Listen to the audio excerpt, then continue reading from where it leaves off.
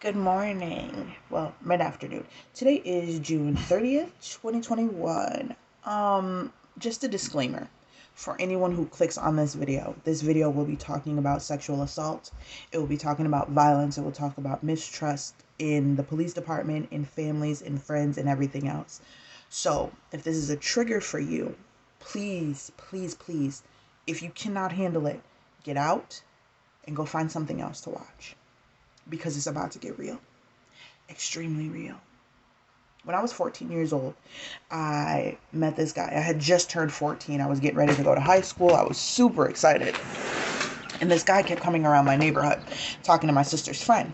He had a yellow sports car. He had dreadlocks. He was tall. He was big. He was a football looking player, dude.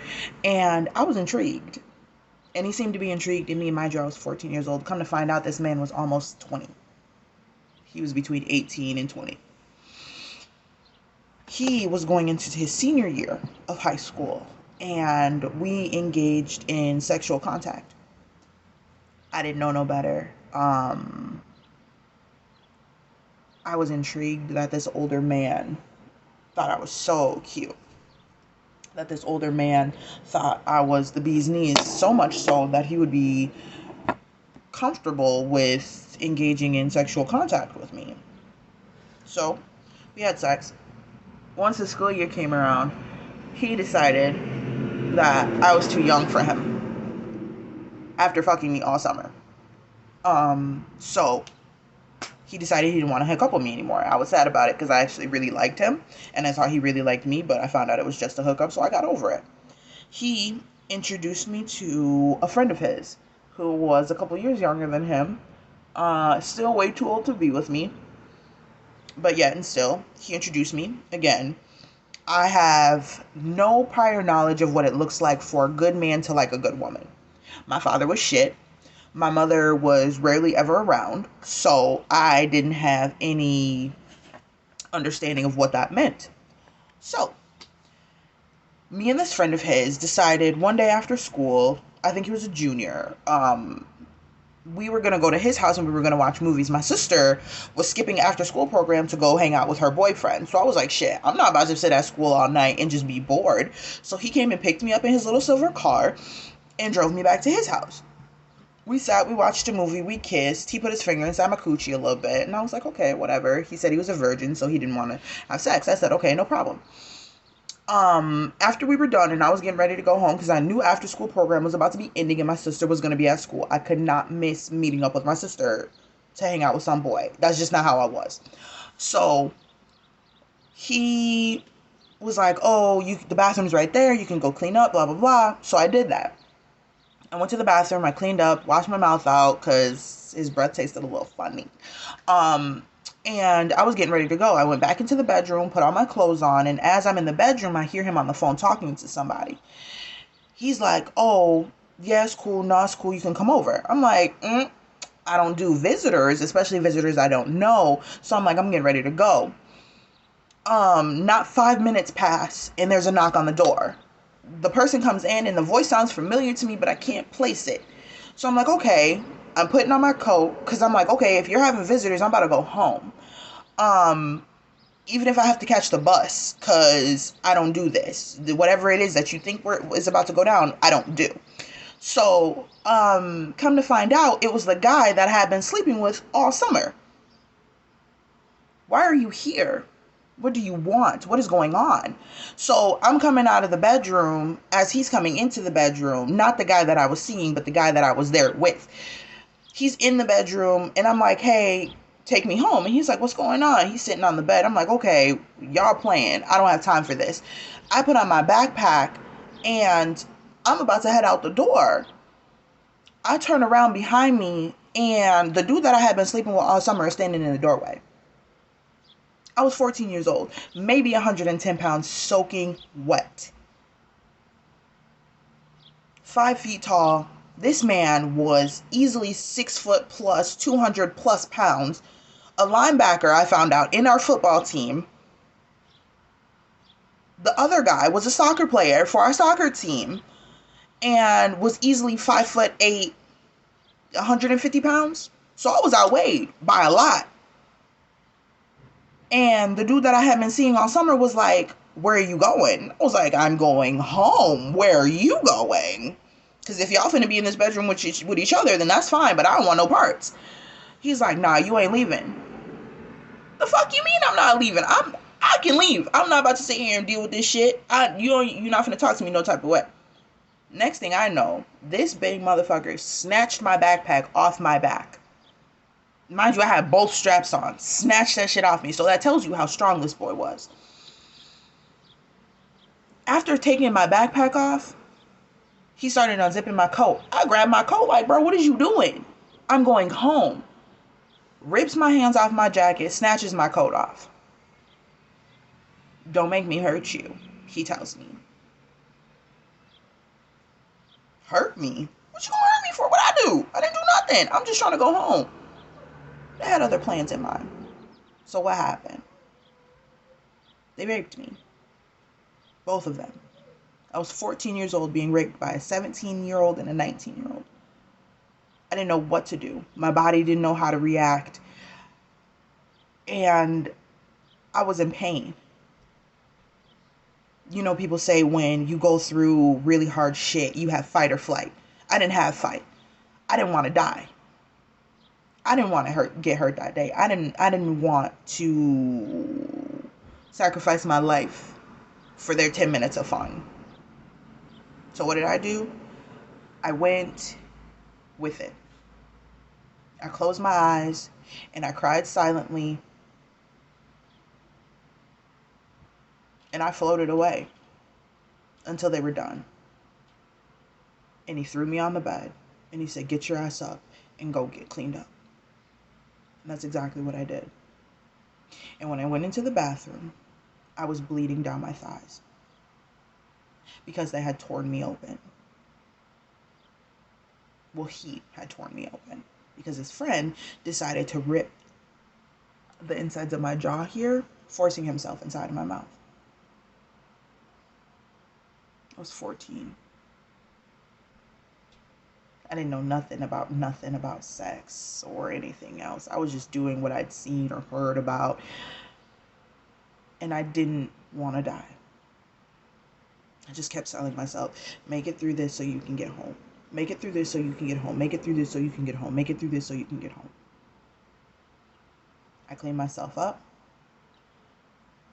I put tissues in the line of my panties because I was bleeding severely and I was in pain. I felt like my vagina was falling out of me. And I remember exactly what I was wearing.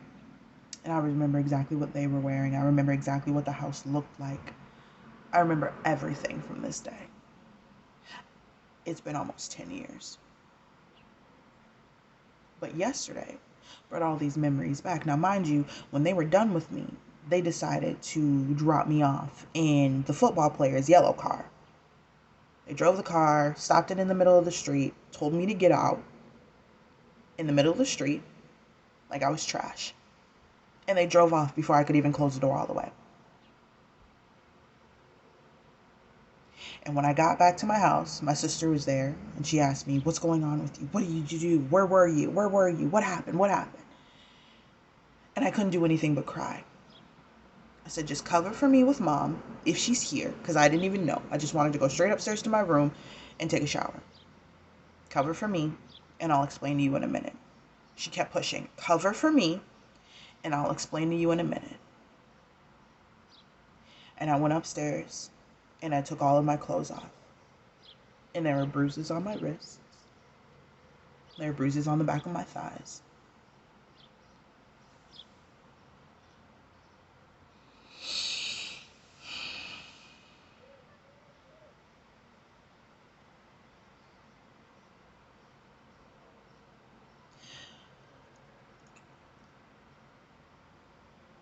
Give me a second.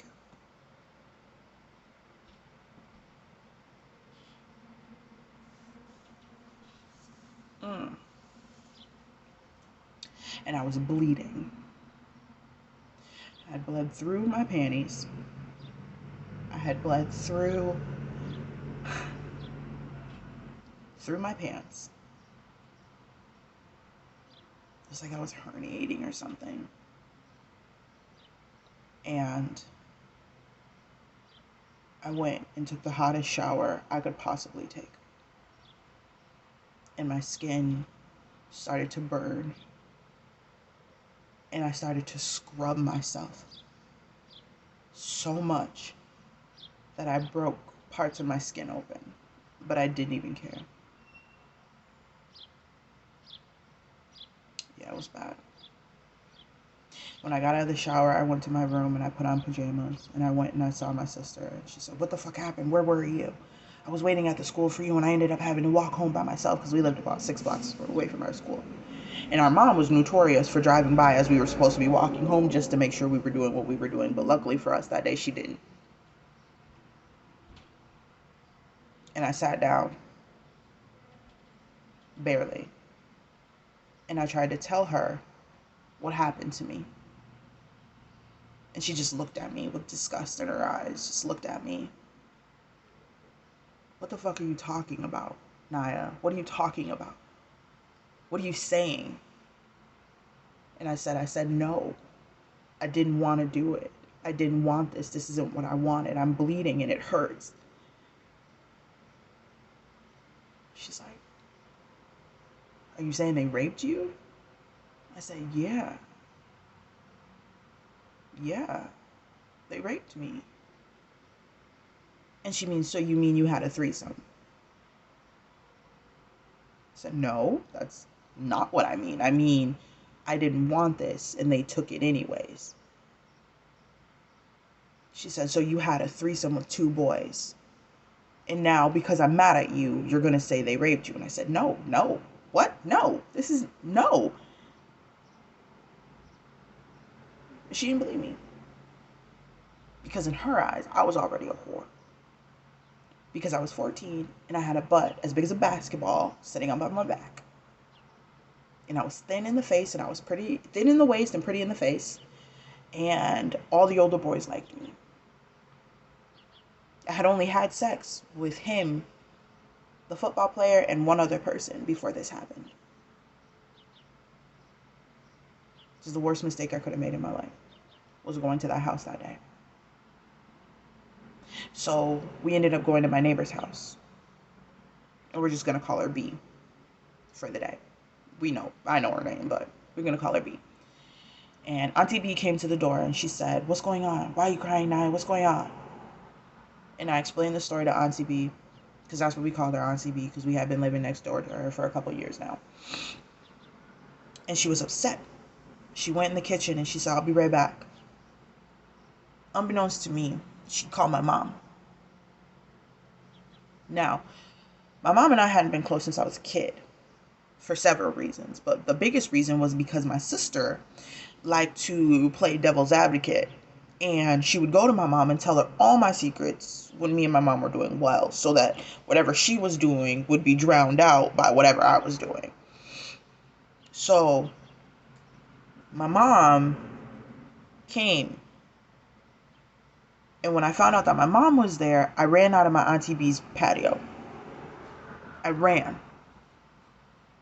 I had shorts on, a t-shirt, no shoes, and a pair of socks. Because I couldn't stand to face my mother. Because I knew what she was going to say. I knew what she was going to do. I knew how angry she was going to be with me. And my brother and my sister ran after me and practically tackled me on wet grass. It was disgusting. And they brought me back to her house. I went to my mom. She said, "Tell me what happened." And I told her. And my sister chimes in and says, "So she had a threesome and she didn't want to get caught. So now she's saying they raped you." And my mom looked at me and she said, "Tell me the truth. Did they rape you? Or did you just not want to get caught up?" And I said, "Mommy, I said no." And she said, "Tell me the truth." And I said, "Mommy, I said no." Mind you, to this day, I'm 20, almost 24, and I still call my mom Mommy. So I said no. I said no. I said no. She said, "But did they rape you?" And I said, "No, Mommy, they didn't rape me." Mind you, this is going on for at least 2 hours. So, at 14 years old, after having something traumatizing happen to me, I'm being badgered and bullied into almost a false confession. So I said, okay. And I let it be. So now my mom's pissed at me because she thinks I'm just whoring around with all the boys in school. When in all actuality, I was victimized and I was tortured. We go back to school. And the guy was dating one of my sister's friends. And I could barely focus in any of my classes. My grades started to slip. And I just didn't care. So one day I saw her in the library. I saw them both in the library, but he had gotten up and left. So I walked over to her and I said, you know what? I just want you to know that your boyfriend is a rapist. And he raped me 2 weeks ago at Majid's house. Oh, jeez, I wasn't supposed to say his name, but oh well. Now it's out there. He raped me at Majid's house.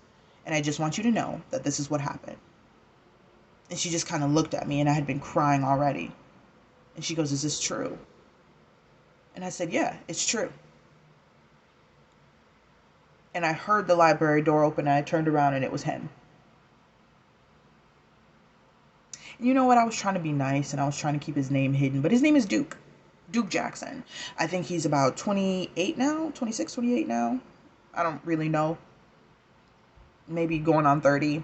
He decided to get married a couple years ago and have a little baby and have a good little life. And everything was fine. Didn't give a fuck about me. Crazy part was the girl that he got married to knew what happened to me. And she didn't care. She married him anyways. And then she was posting all over Facebook talking about, he cheats on me. I don't know what's going on. I don't know how to keep my husband happy. You can't keep him happy. You're not his age type. Just saying. Nonetheless. And he came back in the library and he looked at me and he looked at her and he looked at me and he looked at her and he gave me the death stare. And I looked at her and I said, just so you know. And I walked away. And he said, what did you say to her? And I said, I told her you're a rapist. And I walked out of the library. About 2 days later, I was walking down the hallway in school and a bunch of kids just started looking at me and just normal high school shit. Apparently, my older sister had went to her friend that was dating Duke at the time. Duke is the football player with the dreadlocks and the yellow car. And told her version of the truth, which was Duke didn't rape me. It was a threesome and I didn't want to get caught up. Princess, who was his girlfriend at the time, had already broken up with Duke. So it was too late. It didn't matter. Luckily for me, she believed me. Because nobody else did. The whole school found out. Yep. And from that moment on, at 14 years old, halfway through my freshman year of high school, I was a school whore. Everybody thought I was fucking and sucking everything walking. I couldn't be friends with any of the guys in my school. One, because my mom forbid it. And two, because the girls would want to fight me if they figured I had been sleeping with their boyfriends. It was the worst years of my life. High school sucked. Not only because I went to high school with my older sister, but because it didn't matter what I did. Everyone thought negatively of me. I was a good kid. I got good grades. I never really got in trouble. But it didn't matter. I say all of that to say this. Yesterday, that man tried to intimidate the life out of me. And if I ever see him again, I will take this video and I will take every bit of knowledge that I have and I will take him to court. Because strength isn't always on the outside. He's still bigger than me. He's still tall. He doesn't have dreads anymore. He cut his hair off. But he's still tall. He's still got football player body. But strength isn't on the outside all the time. Strength is on the inside because I get up every single day knowing what happened to me. And I persuade myself to get out of bed. I pursue my dreams. I built a life for myself. And I'm stronger because of it. If anyone knows Duke Jackson from St. Paul, Minnesota, He's a horrible fucking person. And he raped me when I was 14 years old. My name is Tanaya Smith. And if I ever see you again, you're going to prison. Because I'm done. You will not frighten me into hiding. You will not scare me into staying home and worrying if you'll show up again. Because I'm not afraid of you anymore. That 14-year-old little girl is gone. And it's all thanks to you, sweetheart. This goes for every other man who's ever sexually assaulted me in my life. And you know who the fuck you are. When I see you, I will not be nice anymore. Because there's no statute of limitations on this shit. And you will go to prison because I remember every single detail. I have to live with those fucking scars. You don't. So I'm glad you got a chance to live a happy life. But that shit is over. Because I'm tired of hiding and I'm tired of being afraid. Life ain't so sweet no more. I suffered for too long. I'm done suffering. Until next time, do better, be better. You'll be better. I love you. I love me a lot more. Till next time. Thanks for listening. I hope this story helps somebody realize that they're not the only person. You can fight this. You're stronger. You're braver. You're wiser than they are. You got it. Just like I do. I'm out.